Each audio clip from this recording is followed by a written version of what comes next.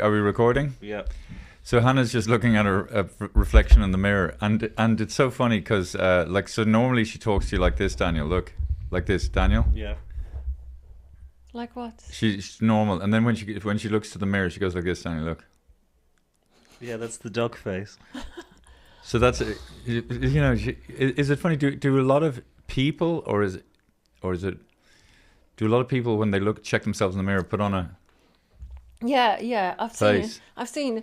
I work with girls. They obsessed with makeup, and they be just going like this. No, Hannah, you don't even know the kind of face you put on. You're just like, look. It's like, hey, Hannah, are you ready to go? Yeah, just 2 seconds. The fuck? What's that? Well, I see myself. Wait a sec, I just have to make myself look pretty. Oh yeah, you look good. Show me. Pretend I'm the mirror. Okay, just talk to Daniel and then check your face in the mirror. No, look at the mirror behind you.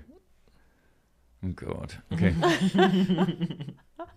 Have you recently looked at the mirror? Oh, listen, for fuck's sake, the mirror can fuck off. You know, you forget how you look, Daniel. Then I forget how I look, and then I look and for fuck's sake. The skin, it's starting to lose it. Well, I think I might have to get a skin fucking thing lift. Did Jim Carrey get one? Oh yeah, he definitely had weird shit done. Yeah, but see, that's the problem. So if you think of a guy like Jim Carrey who's got endless funds and he can't even get it right, so there's no fucking hope for anyone.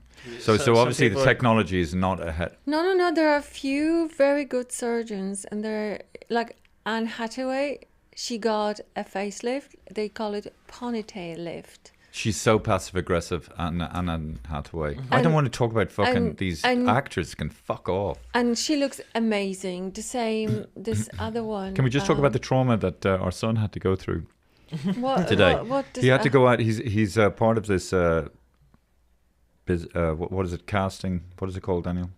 Movies extras. So he gets these jobs occasionally as a movie extra, and then he had to go for a costume fitting today in Bray. And do you know how long it takes to get out to Bray on public transport, Hannah? Yeah, an hour. Hang on a second. He took a bus, Hannah. Talk about the bus, Daniel. How long did it take you to get the bus? An hour and 40 minutes. From here to fucking Bray? Well, and you stopped at every fucking stop on the way from here to Bray? every bus stop along the way. Every single bus stop. Can you imagine the and then by the way, you travel for that length of time, and then at the end of your journey, you're in Bray. I mean, fuck me. That is heavy.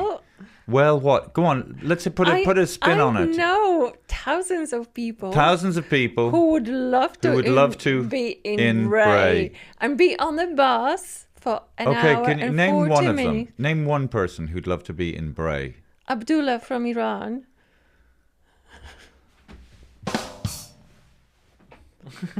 There's a lot of people in a so anyway, situation. Yeah, but that's so Catholic, eat your food. Oh, it doesn't taste well. No. Because there are people starving, But you have to look on from a different perspective. Always look on the bright side of life. You're on the bus and you sightseeing. Yeah, but see, there was this woman on the bus behind me, and she was agreeing with someone on the phone, and she just kept going,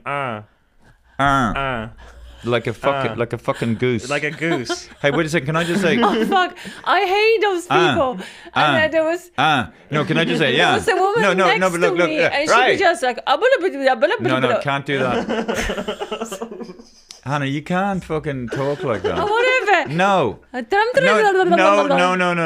What? You have to put on an Irish voice. The point is somebody who's on the left. Listen. Yeah. I know what you mean. Come here. Whatever. Yeah. Right. Yeah. The point is some people are very bad. It doesn't matter where they're from. I'm just. Well, then do the accent then. The phone etiquette. The phone etiquette. Some people have no phone etiquette, no self-awareness. They're just generally they don't care about invading other people's space. Some people are very rude. No. Very, very rude. And bullies. And we know what we do with bullies. You have to stand up to them. Don't let these people take your power. Ever. No. But do we stand up to them in a peaceful way? Like no, Gandhi? You can't. Well, assertive. Or you just get assertive. Well, or you just punch. If it's in you, I would do full Trump. Well, if it's speaking of Trump, clearly, and might is right, even though it's not. I mean, I think he's right. Okay, but what I'm saying though, even though it's not fair, but it is. If you have the power, which he has, he just says things and it happens, and you can have all these little Trinity students objecting and losing their fucking shit, and but it doesn't matter because he has the power. So what does that say to people? I don't know. I think that all the Trinity students should start liking the country and loving the country they're in and be more patriotic. You know? I don't care about. Listen, I'm on the fringes. I'm out on the fringes perimeter. Of what? Whatever it is. On the fringes of cosmos?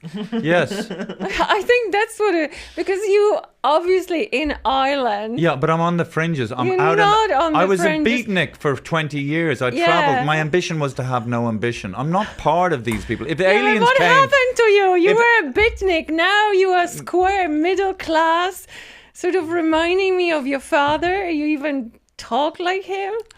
If the aliens came and invaded Ireland, the world, they'd look at me and go, well, he's not part of this.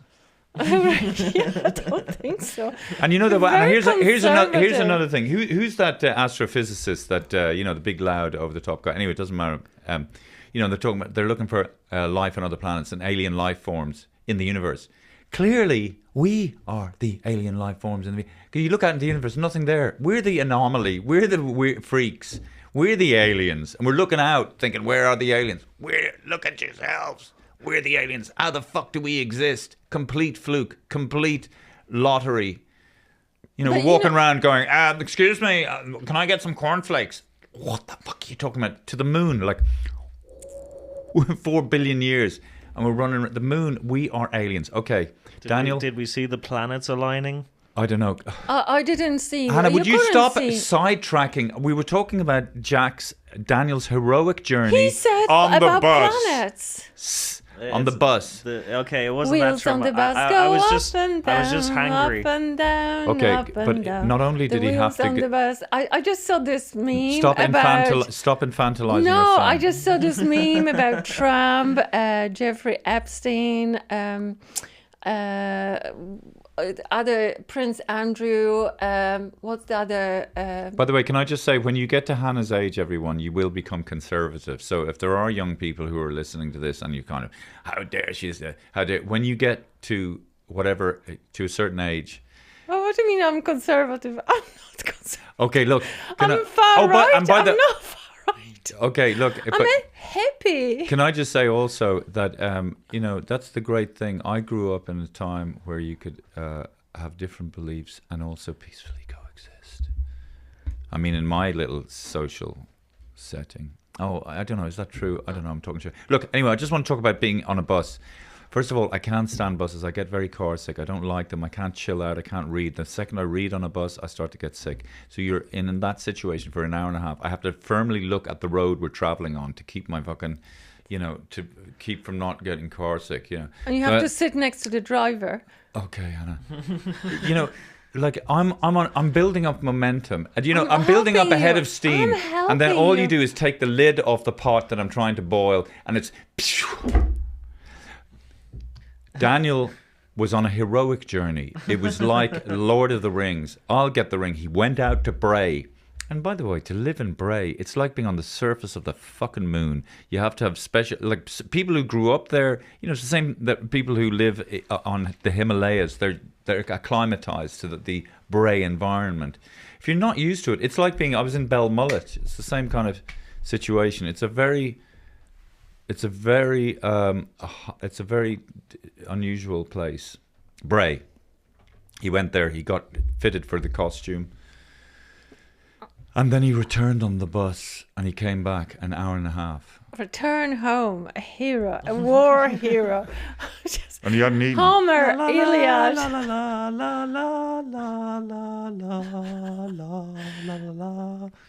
No, go on, sing. Do the theme tune for Lord of the. That's him heading back on the fucking bus from Bray. Go on, keep it going. Keep it going. Yeah, it was. Go on, keep it going. I can't remember the rest. No, just keep that one going. So he's heading back after being costume fitted in Bray, stuck in a fucking bus for an hour and a half beside this woman going, sure, look it! I don't fucking know. And she was just apparently doing, Yeah, well, yeah, but you know what I mean? Okay, Hannah. Okay, I tried to tell a story, but that was my first and final attempt. Wing clippers. Wing clippers. Okay, Hannah, you tell a story and let me fuck it up for you. Go on. A story about what? Oh yeah, I just heard that there are 57 countries. 58. 57 or 8 or maybe 59 countries. 56. Which Slowing are down the story. Which became Muslim countries, so with Islam religion. Catholic. And they weren't. What's religion. your point? I don't know. I just thought that Please, was God. a really Just interesting leave. information. I don't care about people. Look, I travel a lot, and people are really cool, and yeah, but like I'm talking about a country where religion. Hannah's excited about the wars. I'm not excited about Hannah's a the war. warmonger. I'm a hippie. I'm the most peaceful person. I think you're leaning right, Hannah, if anything. Okay, I'm just far just right. the comments you've been saying recently, I think they're very questionable, You could be joking, but... Can I also ask, recently, before you could take a fucking lid off a fucking bottle and it would come off. Now it's attached by two little twings of plastic. When the fuck was that decision made? By who? Why was I not consulted? And now if I have to take this... Can I tell you? Can I just say, to take this lid off that, I have to do this. Look, while holding this... And then I have to screw it back. And now I've got this fucking thing stabbing me in the eye. It's bullshit. All these little things have an accumulative effect. That's European Union policy. Look, you should ask your brother Barry. He do would you see what I inform mean? you. So I'm talking about a plastic thing. Yeah. Ask your brother. No, because he's it's MEP. funny. It is funny. There's like 100,000 of these fuckers in European Parliament. Section 152. The fucking twiglet of fucking plastic on the thing. Okay, for and against. And then you'd have some, and there'd be would there be people arguing against or for twiddling lids? Jesus, yeah, Joseph. because the thing but is why that is it in like France they have the caps on differently? Like they no. There's the European. It's like it came last year. It comes off in a different way. Like does it? Yeah, it comes off. In Daniel, it has to be attached. It's in all European Union. No, but it's like a cap that just opens like a lid. Like, why does the lid have to be attached by plastic to the... so you don't lose the lid. So you return the bottle with the lid, because there were recycling companies saying that they're losing a lot of plastic for recycling. Why don't they just make that fucking sign on the side of the fucking thing? Because you can take the lid off and anyway. there are some people who are loving it because they're not losing the lid. And there's some people, and I find it that you can't screw the lid properly, and a lot of times the liquid leaks out of the bottle. See, I'm afraid I look like a complete asshole, Daniel, because but people don't know the torture that I've had to endure before the podcast starts. So I look like. And is it all my fault? And then Hannah looks. She gaslights me. Anyway, so look, I just want to say congratulations to Daniel for getting up, going to this costume fitting in, was it Ardmore Studios? Who knows? It was somewhere in Bray. Why do Ardmore Studios base themselves in Bray? Is it a tax thing? Probably. Did they get, did they agree to base themselves in Bray because they'd get tax credit because nobody wants to be in Bray? And David, no, it's whole Ireland, I think. And Bray is probably because the studios are built there; they have enough space.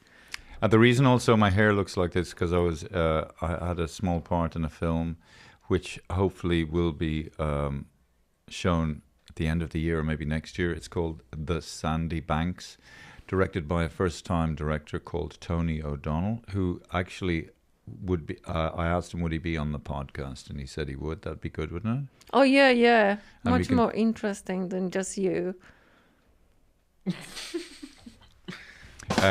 And he can talk about all the films he's been influenced by. But anyway, that was shot down. That's why my hair is dyed this colour. Anyhow, I was down in Belmullet.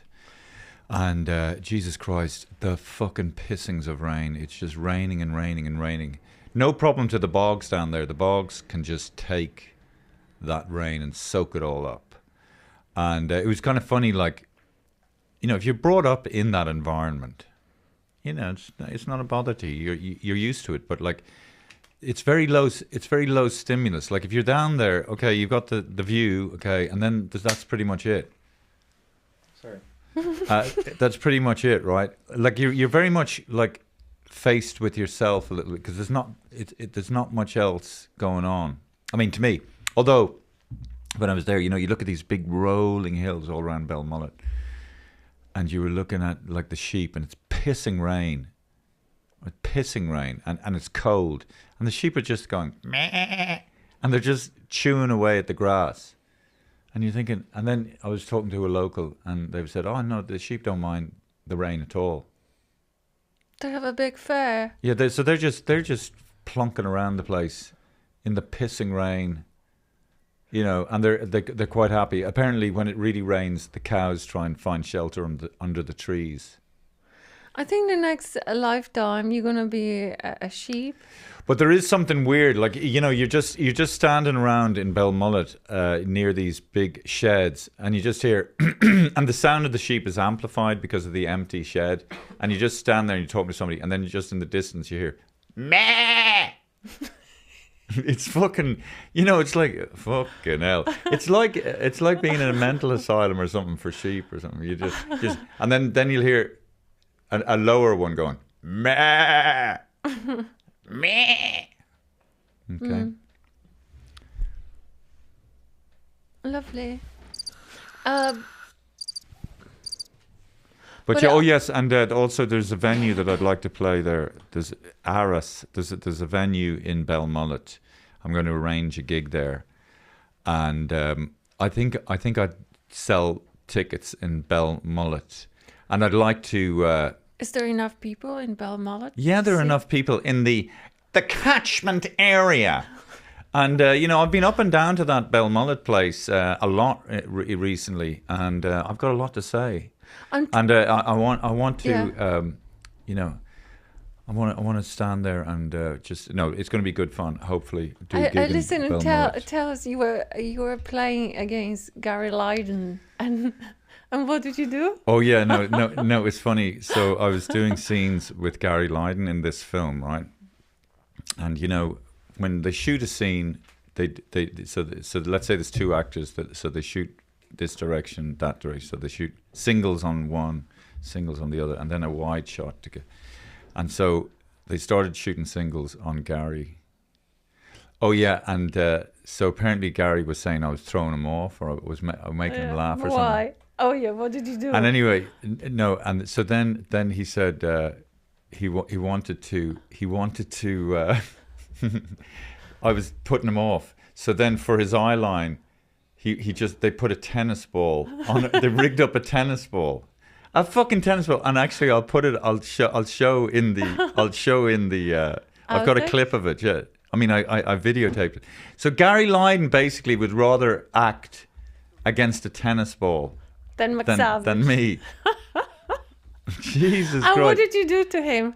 Did you wink? No. Well, I don't know. One of the takes, I was just no, because I think I was anyway. It doesn't matter. I don't want to say too much, but no, it was all in good. There was good vibes on the set. Yeah. No, and Gary, love Gary. We've had him on the podcast, and he's going to be great. He's going to be great in the film. You did the play with Gary Lydon, didn't you? That's how you got to know each other. Yeah, I'd rather not talk about that trauma. No, but The Pillow Man. The Pillow Man. Yeah. Everybody was excellent, but you. No, you were very good. I was very proud of you. So what else is happening? Oh well, of course, Trump invaded Iran. Like how does a country like Iran like even get into a fight with the military from the States. Like, what the fuck chance do they have? Well, they don't care because it's They're just clinging on. religious war. Well, it's not. Yeah, but it's not. It's a regime that's hanging on to power, so they're just clinging on any way they can. I mean, they're firing off missiles in all directions, aren't they? Well, yeah, but it's a dictatorship, so there's no democracy. And then, of course, Unsa's family come from Lebanon, and Israel are firing into at Hezbollah in Beirut, isn't that right? I hope. Yeah. And then, of course, we interviewed Stanilla from Lebanon. I hope her folks are okay. Okay, on to other stuff. What's happening? Anything else? Well, me and Daniel, we saw this really good Brazilian movie, The Secret Agent. That's set in 1977. Beautifully shot, beautifully cast.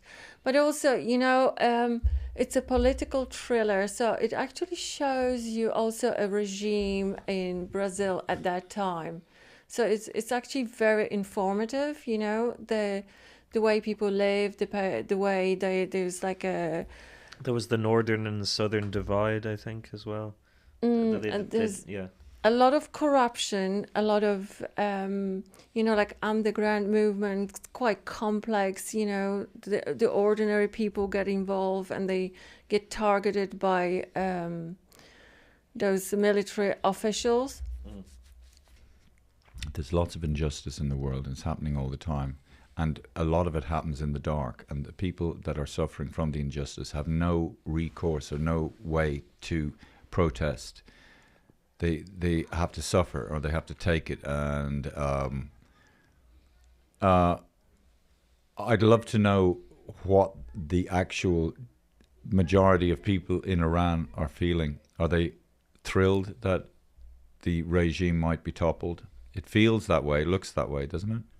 Well, I think he's got, I've seen as many people celebrating, as many mourning and crying. And, if you see those men from Iran or even Pakistan, wailing and hitting their heads and crying. About Ayatollah Khomeini. Yeah, sort of, it's insane. It's just looks like, because it's not in our culture, this sort of wailing, that's what you call it, wailing, screaming, crying out loud, and it's quite bizarre. But then you also see people who are celebrating, being happy. A lot of people in here say, we don't know what it's like to be for almost 50 years be under that regime, So, and I don't think that, US are doing that for charity because they want to save the country, but because the country is involved in a lot of other stuff, political stuff, supporting terrorism. So they're using that door to invade. It's just a pretext to invade, to topple up the government. But it's funny, the kind of things that people can get away with and call it culture. Yeah. You say Iran to us is a very religiously oppressive regime. It's Islamic State. Okay.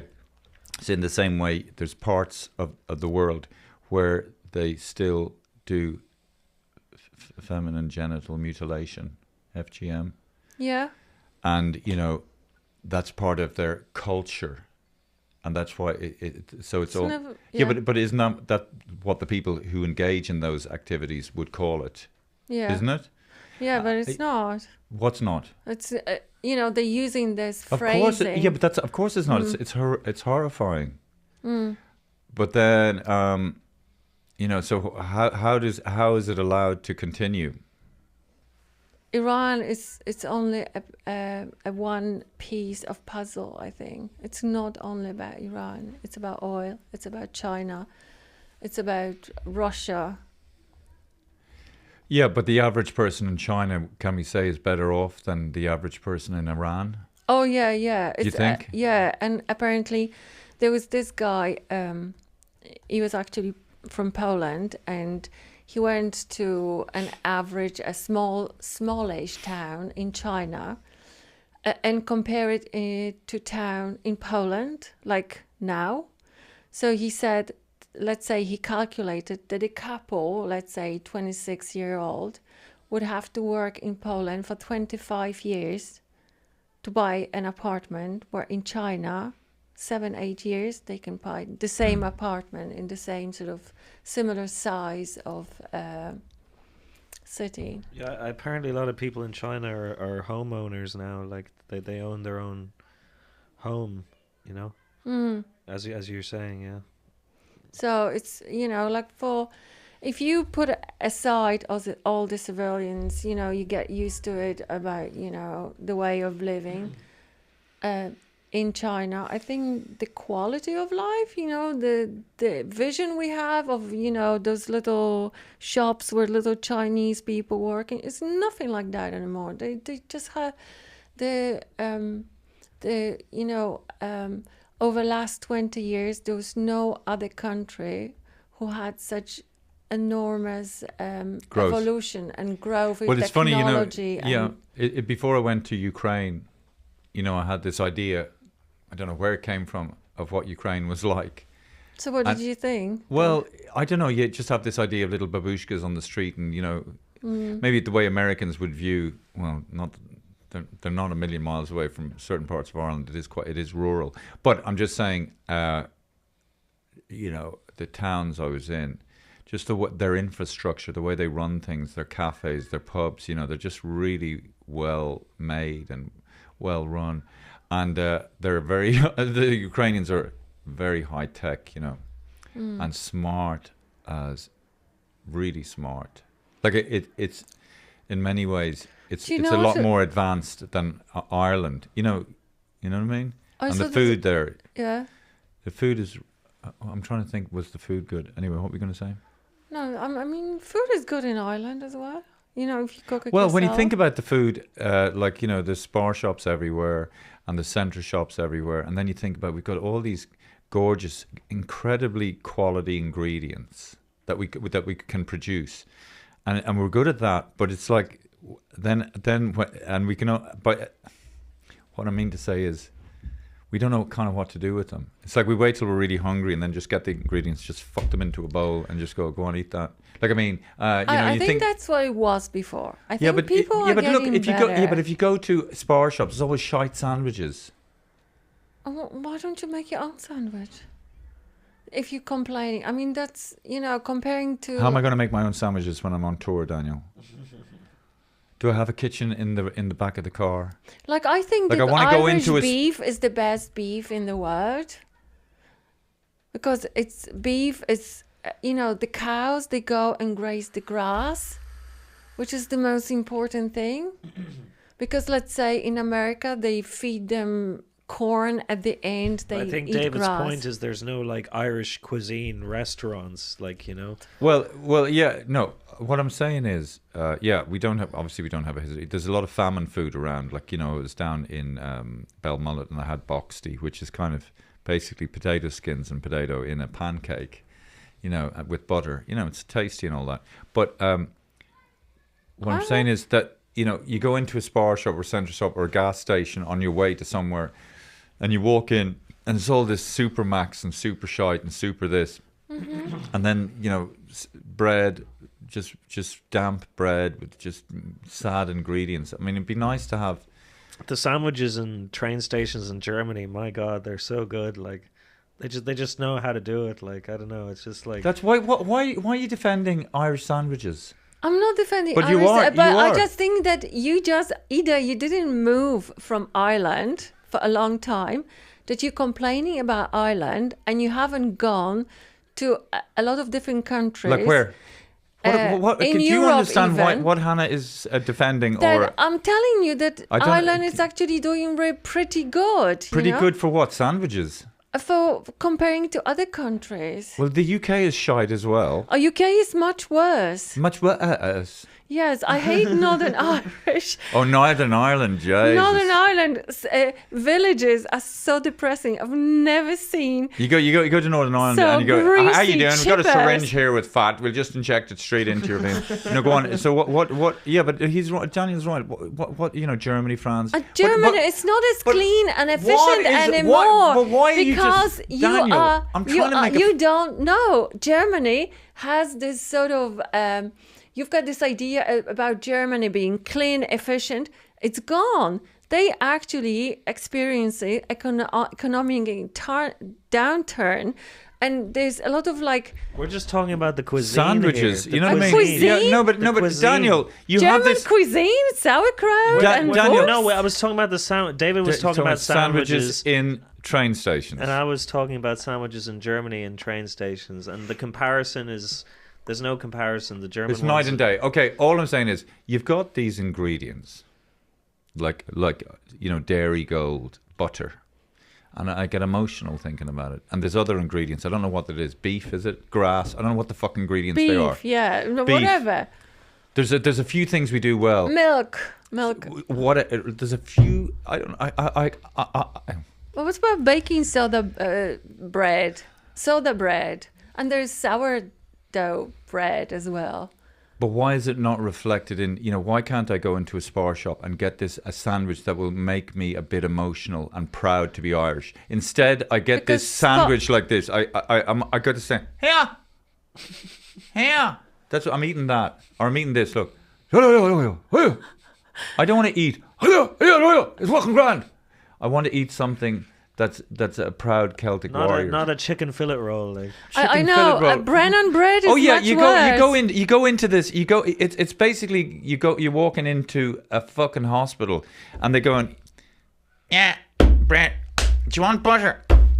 And then, do you want cheese? Do you want it toasted?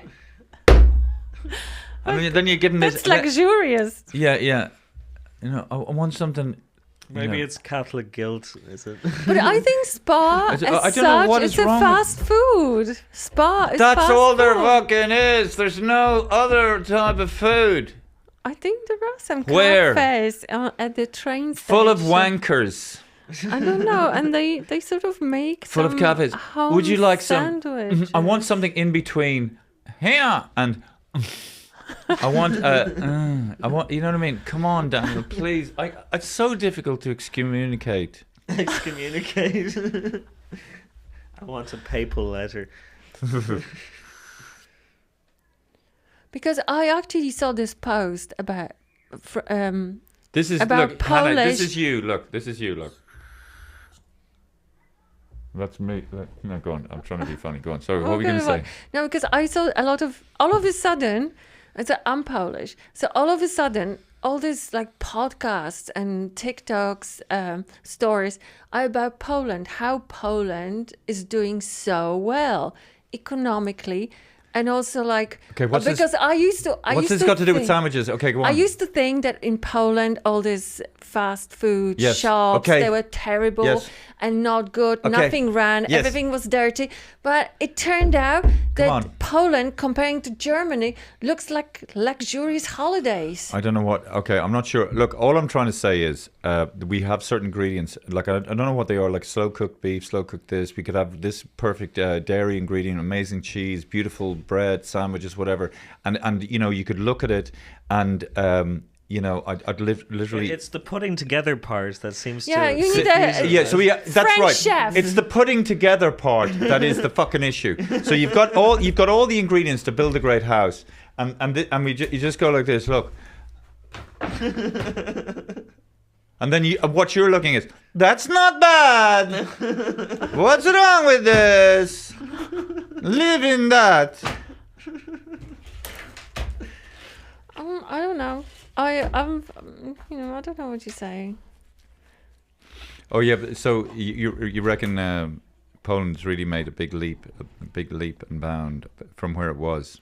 Yeah. I mean, God, you remember when I visited you and Jack was really small, and you'd walk into those shops in Elbląg. Mind you, And then you Elbląg look is up like and a small place, you like look up- really unfortunate. There's nothing happening there. Is it still like that? It's sort of a little bit better, but it's still if people don't know, so when would I would have gone in the early 90s to Elbląg.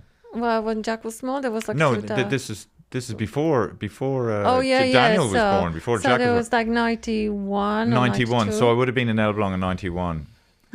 And this is how it was in Elbląg. There was still rubble from World War II. Am I right? yeah, they were just. It wasn't rebel.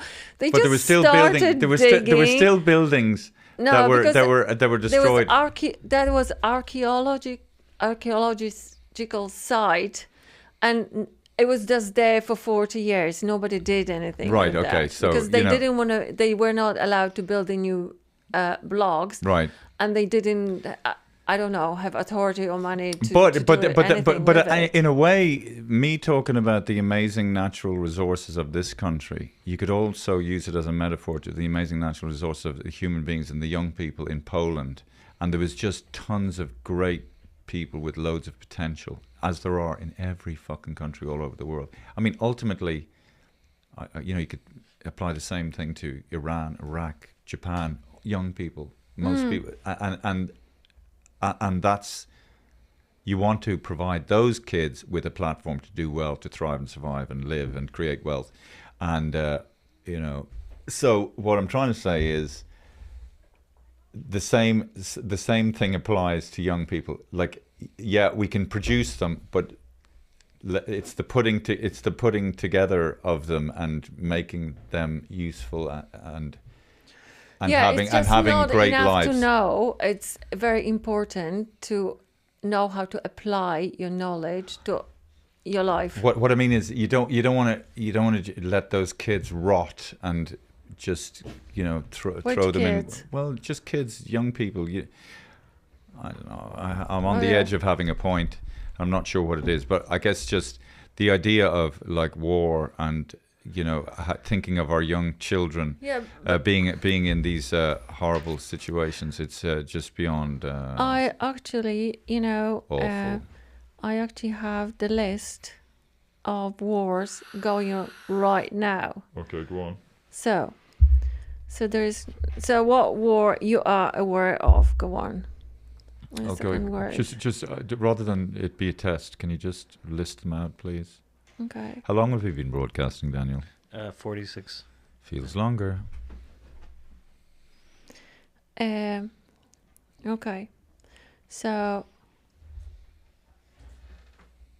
major. Okay. So there's Russia-Ukraine war, obviously. Middle East conflict, Iran, United States, and Israel. Then there's Sudanese civil war.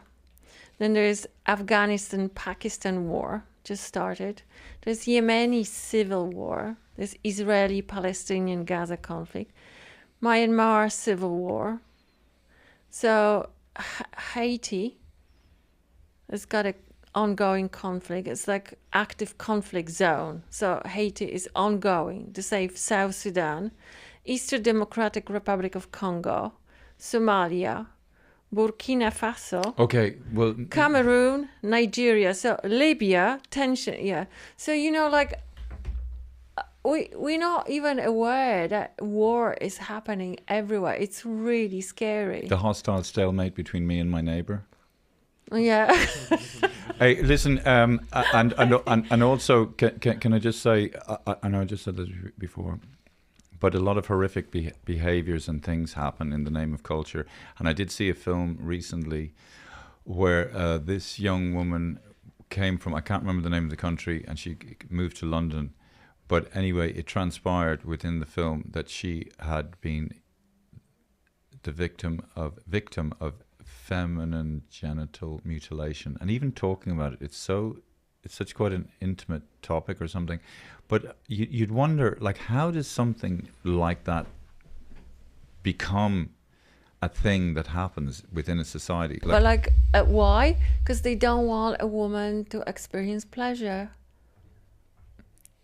They find it. I'm sorry, folks, sinful. if you don't want to listen to this, just tune out. But I just want, because the only reason, out of respect for the people that have to fucking endure it, feminine genital mutilation involves the partial or total removal of external female genitalia or injury to female genital organs for non-medical reasons, serving as significant violence. But what's the reasons for the practice?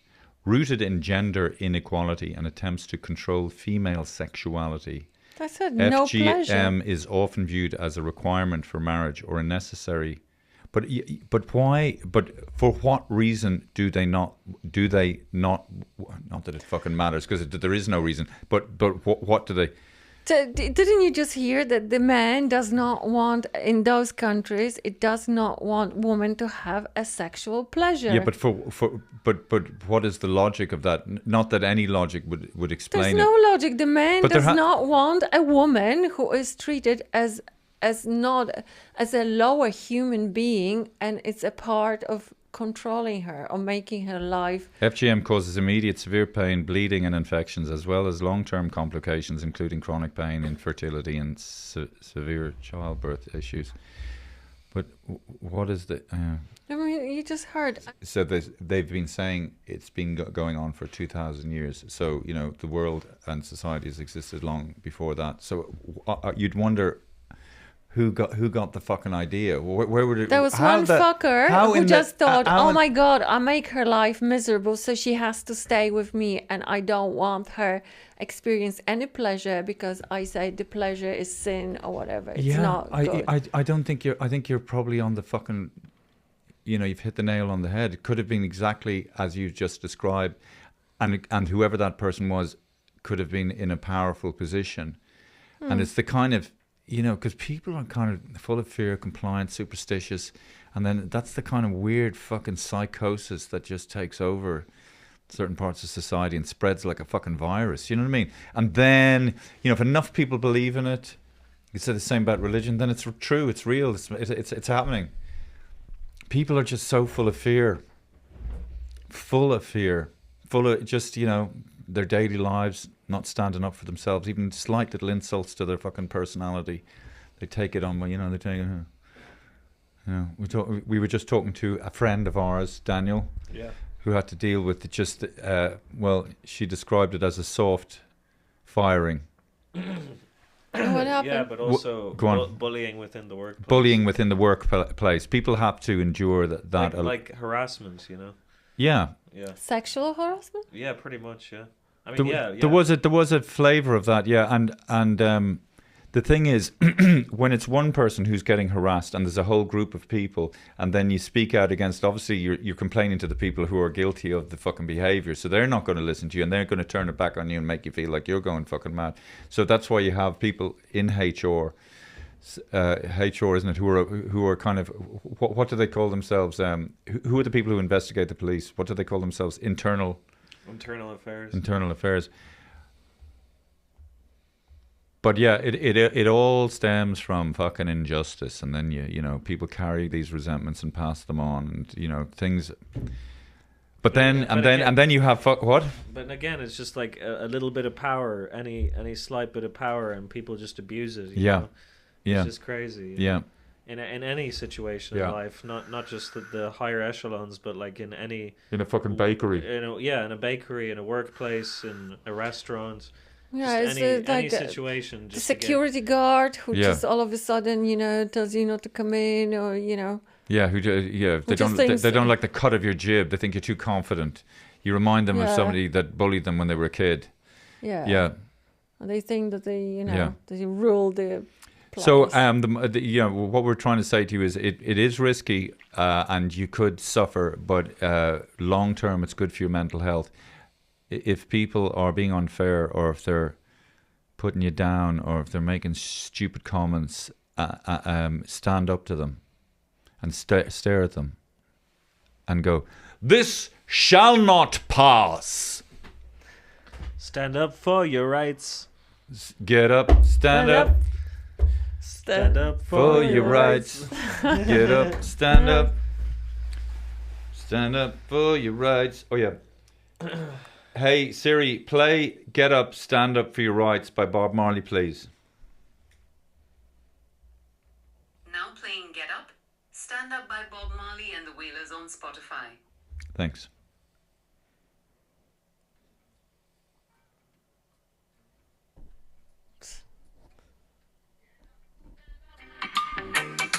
Stand up for your right.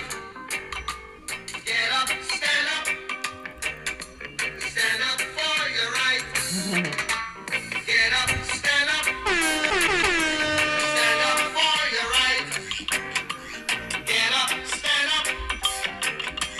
Don't give up the fight.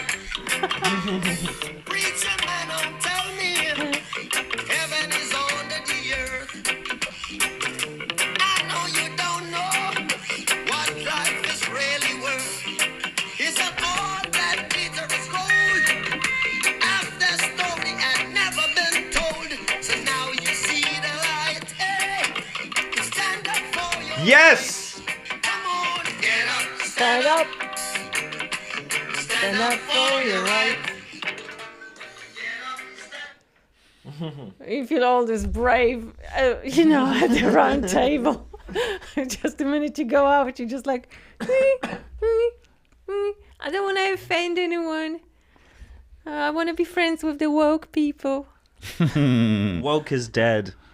Yeah, finally. Well, I was woke way before woke people were ever woke. And then, I tried it on for size. I've still got elements of wokeness in me. But I would never call, it's like calling yourself an artist. It's not for me to call myself an artist. It's for other people who appreciate me. The first thing you have to do in the morning is wake up. Yeah. But I don't want to be woke to what? Woke to social injustice. Okay. Hey, how long have we been broadcasting? 57 minutes. That's enough.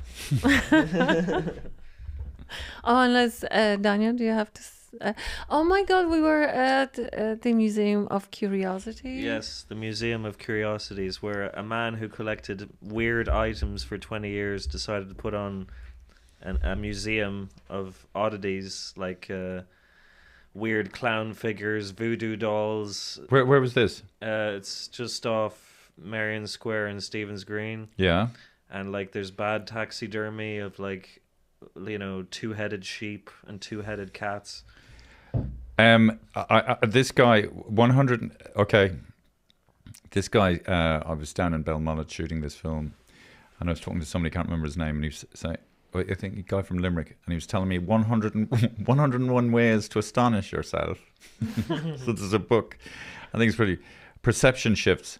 Emptying a word of meaning, visualizing landscape as canvas, or seeing stars below you. Well, that's interesting. Because, we always look up. But then on the other side of the world, people are looking up. And that's, if we look below us, to think that we're standing on a globe. It's a good way to astonish yourself. Calling yourself. Active engagement, calling yourself. Walking in the dark or taking the subway with no destination. That's good, isn't it? Because we do talk about freedom. You know what I mean? Oh, where are you going? Oh, I'm going to B. I'm in A and I'm going to B. You know what I mean? Because I have a sense of purpose. Where are you going? I don't know. And my eyes will take me. But it does freak people out when you say, "What are you doing?" I literally don't know. And I was quite happy like that for quite a long time. And of course, with my father, God love him, So what are your plans for the next 5 years? Do you have a plan? Well, you should have had plan. I absolutely have no plan at all. My plan is to have no plan, man. Because I read On the Road by Jack Kerouac. But that's a really good one. I like that. Going somewhere with no... Although, one time, I do have to talk about this. One time... And I can't remember, it was a good while ago, right? Maybe 10, 15 years ago. And I was walking up the main street in Rathmines. And I just got this horrible feeling of existential feeling, like paranoia. And I just thought and then I just had this sense like, I have no idea where I'm going. I have no sense of purpose at all. And I thought it was quite obvious. Like, I thought everybody was looking at me going, you see a man over there? Yeah. He has no purpose whatsoever. He doesn't know where he's going. He doesn't know. That's And right. then, so out of like just panic, I went into a phone box and pretended to make a phone call. It's very Kafka's. You know, I just, you know, but a lot of people are at that. A lot of people are justifying or trying to make themselves, give themselves the idea that Actually, they have. you know, there's a thing called bipolar paranoia. Yeah. It's like when you're walking down the street and when you think everyone knows what you're thinking about or what you're doing, it Yeah. looks like everyone's looking at you. So I had that, Daniel, in spades, if that's the correct but it phrase. just like, everyone you walk past, it looks like they know exactly what Yes. you've done or what you're I know, thinking. and then, so I got into the fucking phone box, right, and I just there like that, looking around like that. Yeah, no, I'm pretending to make a phone call. Yeah, no, I've got no purpose. And then I scuttled back home, with my tail between my legs and just laid on the couch and trying to sleep it off, whatever that. But it's really freaky when it happens. Oh, yeah. Because it actually genuinely looks like everyone's watching you, but it's just, I don't know what the reason is for that. I don't know. It's like- Imagining your own death, counting to 1,000, or trying not to think. That's a good one.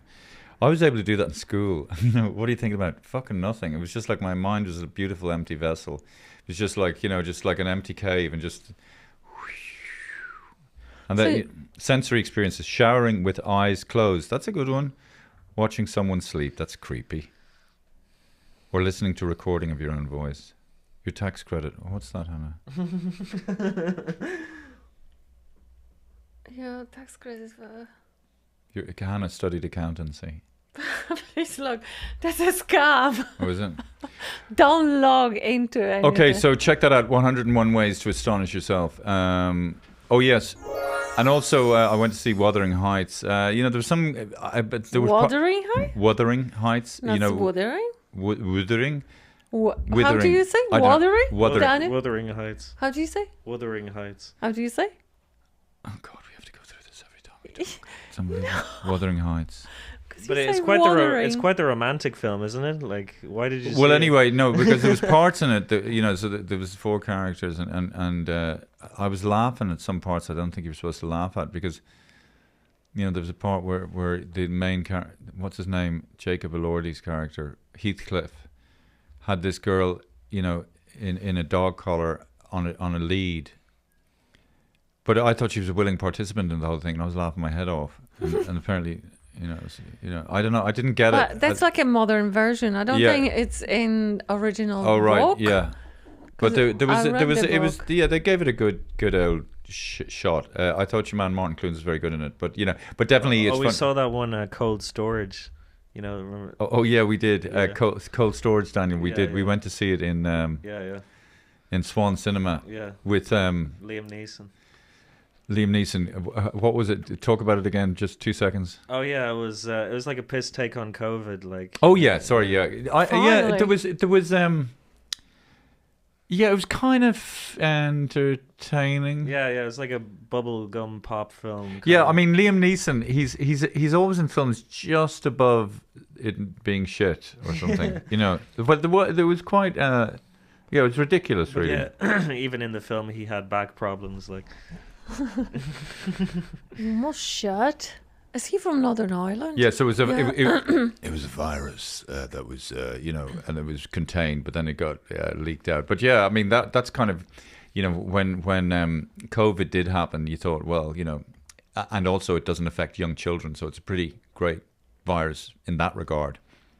But it Well- could have been a lot worse if it made your fucking head explode, you know, because that's how it was sold to us early on. Because I remember being in Morocco, you know, plane is stopped in fucking, you know, some airport, and you just had this idea that it was like World War Z, and all these zombies were crawling out of the fucking plane. I've got COVID. And then Hannah turned out to be the hero. Didn't let her children be vaccinated, did you? Yeah, and you were like Yes, pilloried at the time. I was just saying And they you- just you know indoctrinating. But all us. at the time, I got every injection I could. I didn't care. I went back for extras just for the crack.